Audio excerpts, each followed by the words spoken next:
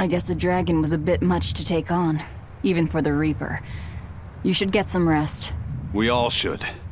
I'll just get the crew started on readying the ship for our next departure. All right, you go do that. Laphicet, you should get some rest too. I'm fine.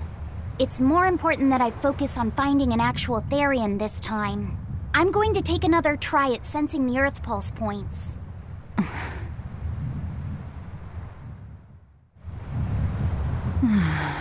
You're as stubborn as ever, Fee.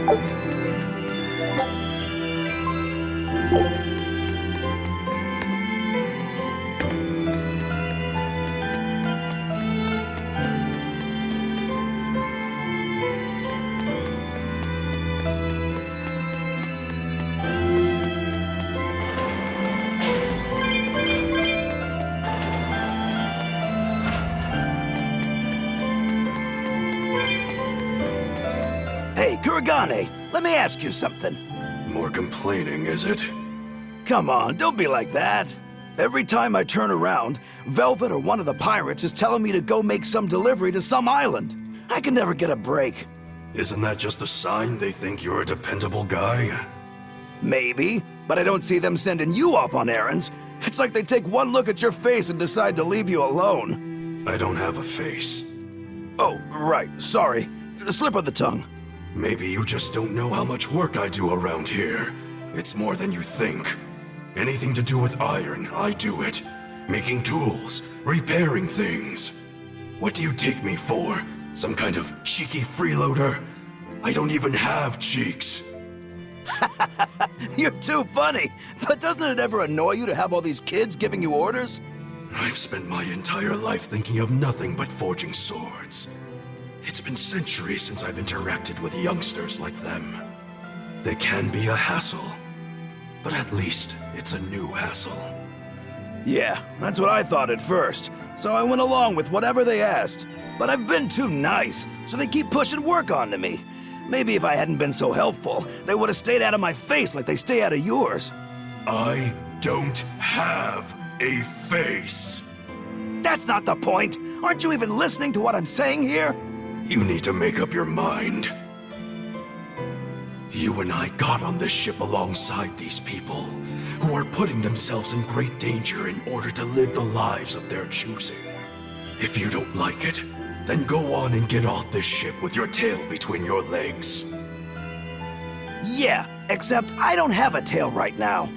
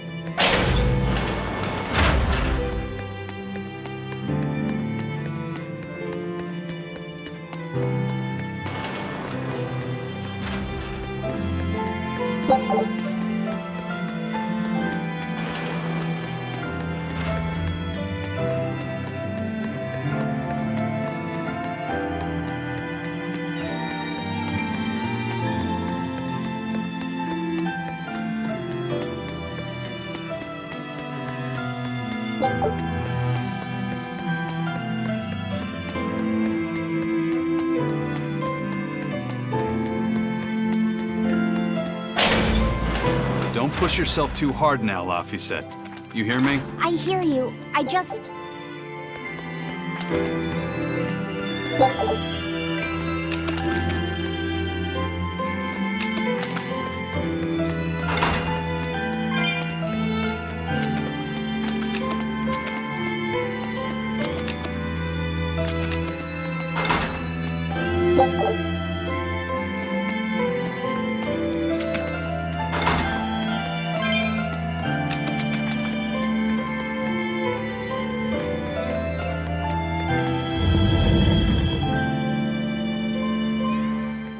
I told everyone I could find the Therians, but I've only sent us to the wrong places. Eisen, is there any way to boost Amalok's powers? I guess it's okay for me to tell you this. The majority of Malakim today have their consciousnesses sealed away to be used as mere tools for the exorcists. But originally, Malakim were beings who received prayers from people, and in return bestowed their blessings upon nature and mankind. So you're saying that when humans pray to Amalok, the Malak receives great strength? Yes. In general, at least. Some Malakim, like me, buck the system and bring about misfortune rather than divine grace. Oh, that's unfortunate. But who would ever pray to me? Maybe you didn't lead us to any Therians, Fee, but it's not like we came back empty-handed. We found Orichalcum to use against Shigure, and we also learned we can hold our own against a dragon. Velvet. So where should we go next, Fee? Northgand! There's a big Earth Pulse point north of Helavis! Works for me. Eisen? We can leave whenever you want. Doesn't matter to me. And I'm all set. Let's make our way to the harbor. When I say prayers, I don't mean outright worshipping. All I'm talking about are earnest thoughts and feelings directed at you. I see.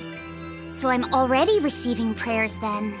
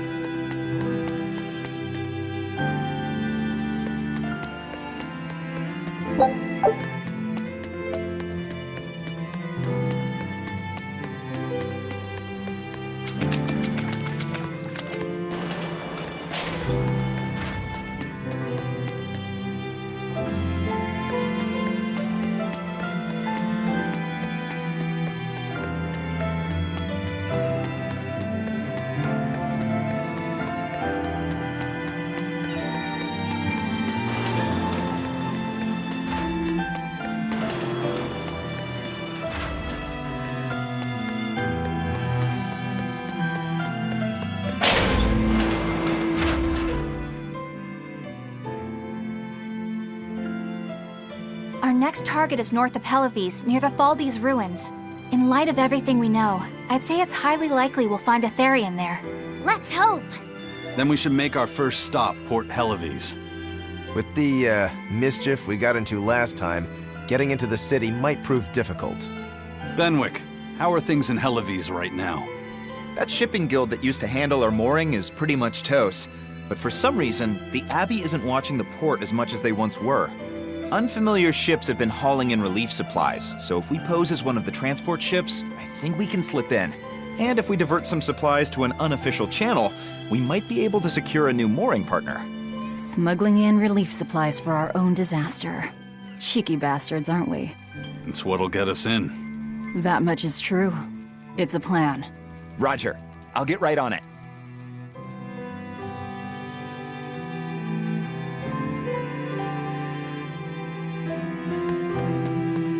Hey, Eleanor. Abbey exorcists don't pray to their tethered Malachim, do they? You mean something besides our oaths? An oath is a magical formula that grants you power in exchange for binding you to a rule, right? Yes, though that is simplifying it a bit. When Malachim receive human prayers, they bestow their blessings upon people and nature. Eisen told me that we Malachim grow stronger when humans pray to us. Prayers and blessings? I've never heard of that. I used to think the same way as the other exorcists. Malachim are merely tools that allow us the use of arts. Yeah, that's what I figured. But Innominat is different. The exorcists all worship him. They have faith in his mighty power. And not only that, the people of this nation pray to the Empyrean for salvation, just as Artorias instructs them. Ah, I get it now. See the wheels turning, do you, kiddo? Huh? Artorias founded the Abbey within the existing Church of the Empyreans, so that he could direct the people's thoughts towards Innominat, so that even while they lionize Artorias as their savior, they are made aware of Innominat's presence behind him. Everyone starts believing in Innominat. The prayers of the entire world go to him, becoming his power. After the centuries-long decline of Empyrean worship, he becomes stronger than anyone today could imagine. The pieces do fit. Oaths, prayers, blessings, the demon blight. So much in this world is affected by matters of the heart. They hold magical power, both effective and meddlesome. We are truly going up against the rest of the entire world, aren't we? Don't look so troubled, Eleanor. I'm gonna do my best to get stronger, so believe in me. I am a Malak after all. Oh, Laphicet, you've become so brave so quickly. Have I? But you're still cute when you get embarrassed. Hey, why's your face so red? Huh? My face isn't red. Huh?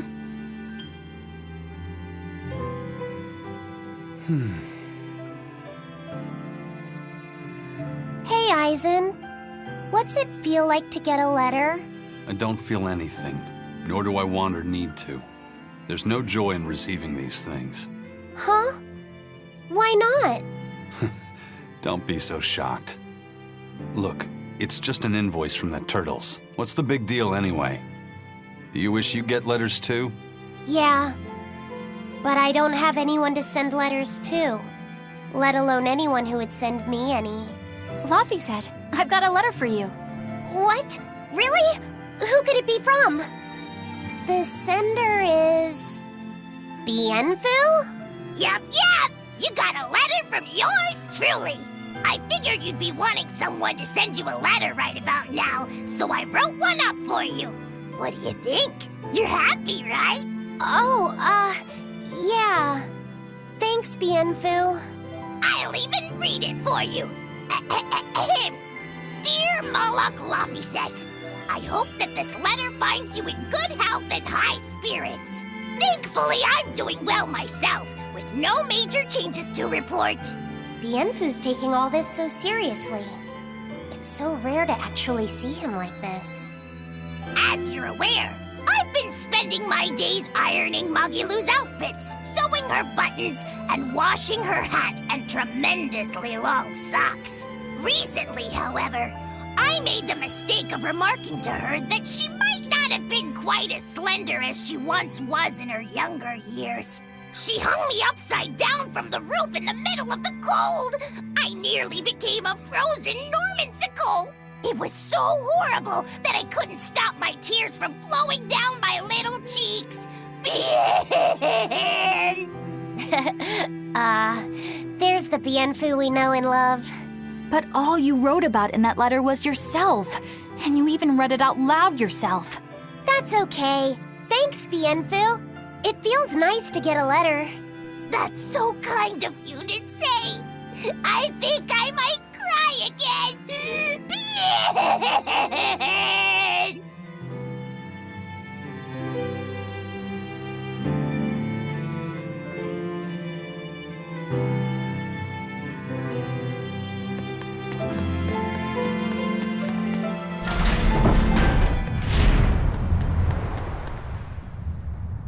We've loaded everything bound for Helaviz. With that much trade, I doubt anyone will suspect us. Any idea who can give us cover for docking? Not anyone in particular, but recently the power and influence of the Helaviz Fishermen's Guild has caught my eye. The Fishermen's Guild, huh? Let's bring them some extra relief supplies. Fuel, drink. And as for the drink... 12-year-old amber draft. The sailors of Helaviz have an eye for the stuff. You heard that from Dial, I take it. He's got a sharp eye. He took a bottle in payments, but I say we turn a blind eye to it. We thought we were the best at this kind of thing, but having him around has been a real eye-opener. Okay, but tell him if he takes a second, he'll pay for it. Eye for an eye. Aye, aye. I'll keep an eye on him so that he doesn't sneak off with another bottle.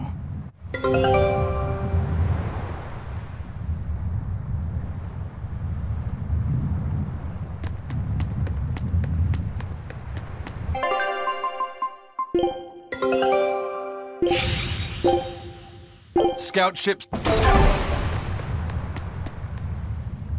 The supplies are loaded.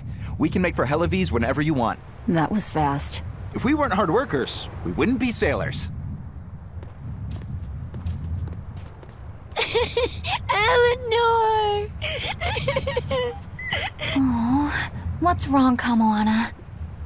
She said she had a dream about her mom. When Mommy saw me, she said I looked scary. That she didn't want a scary little girl like me. Your mother would never say that, sweetheart. But how can you be sure? Well, how do I put it? I know because I know. You're just lying to make me feel better.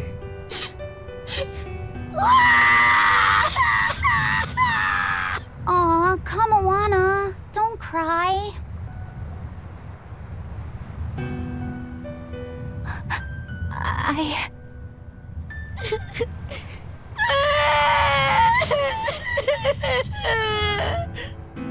Oh, this is the part I hate about little kids. I'm not a little kid! I hate you, Velvet! I hate you! That's right, let it all out. Stop it! Stop it! Mommy! I saw my mommy! She didn't want me!